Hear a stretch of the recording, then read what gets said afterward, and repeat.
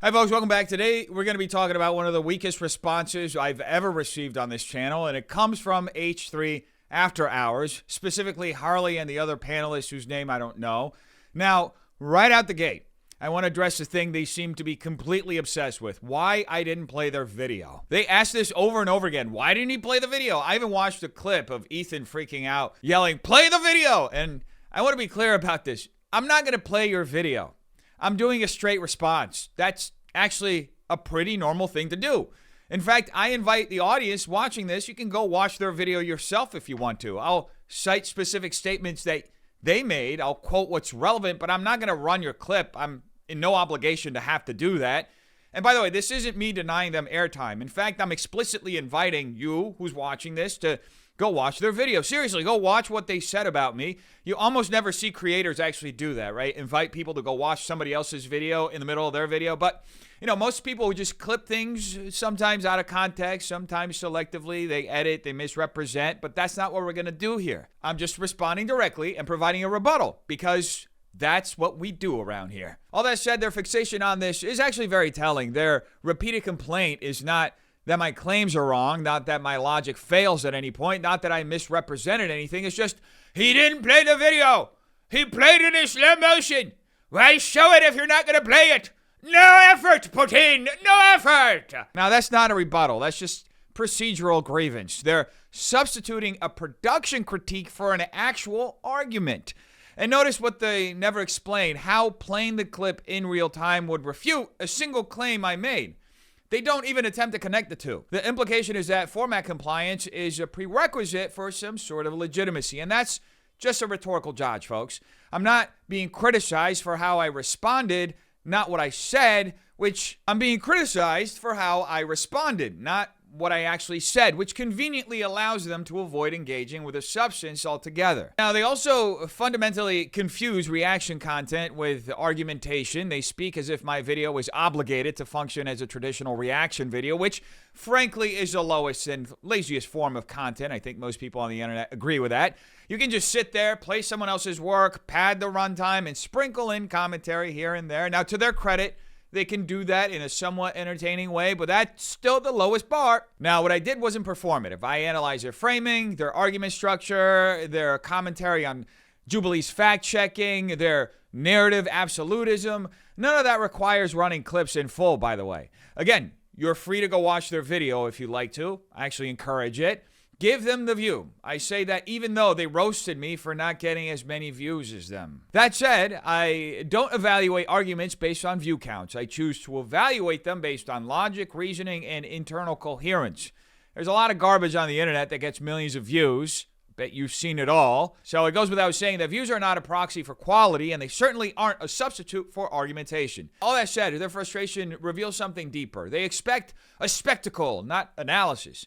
When they don't get the spectacle, they interpret it as bad faith or laziness. But spectacle isn't a rebuttal, which is why political theater in particular is often used to avoid engaging with actual issues, which is exactly what's happening here. Except it's not too political. It's more of commentary, and still the theater is used as deflection. Now, after failing to engage with the substance of my argument, the panel moves immediately into attacking effort instead of claims. They said, no effort put in. What's going on? We were ready to juice this. Now, obviously, that's classic effort displacement. Instead of addressing my arguments again, they downgrade the discussion into judgments about my views, my subscriber count, my thumbnails, the past eras of my channel, exactly what they did before in the last video when they were poisoning the well. Now, further, at no point do they actually meaningfully engage with any of the data that I present, the homelessness spending argument that I talked about, my critique of Jubilee's fact-checking framing, my claims about debate format asymmetry on Jubilee, or my methodological argument about absolutism on the left. So needless to say, when that sort of response ends up collapsing into this wasn't worth our time, that usually means engaging the ideas and the substance of what I'm presenting properly would actually require work that they seem to not want to do. Now, ironically, they accuse me of laziness while refusing to put in the effort required to actually respond to what I put in my video, writing scripts, thinking through arguments, developing a methodology. This takes time and effort, folks. I'm not claiming I'm the best at it, by the way. There are plenty of people who do this better than I do. And I've learned a lot by watching them. But if something truly isn't worth your time, then spending even 1 minute or even a second on it is already a contradiction. Saying something isn't worth your time while actively spending time on it is pure cognitive dissonance. And it's remarkable how comfortably the left chooses to live in that space. Anyway, unsurprisingly, they then fall into another contradiction by repeatedly insisting, we were barely talking about you. We weren't trying to debate you. We were just shocked it was you. Now, that directly contradicts their extended mockery of me, their repeated references to my views on my channel, the ongoing commentary about my motives, the speculation about why I'm doing it, my intentions, my decline, and the fact that out of the entire Jubilee debate, they chose to focus almost exclusively on my segments.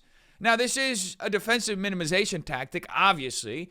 They want the freedom to attack without the responsibility of being seen as engaging in an argument or debate. The message is essentially, we don't mean it seriously unless you respond, in which case you're overreacting. That framing immunizes them from any sort of accountability. Now, look, honestly, my favorite part of their response is their preemptive delegation of this debate to Ethan. See, Ethan announced that he'll be debating me on a future episode of H3. But notice what the After Hours panel does rhetorically. They say, can't wait to see Ethan debate him. Ethan will dismantle him next week. Ethan versus Dennis.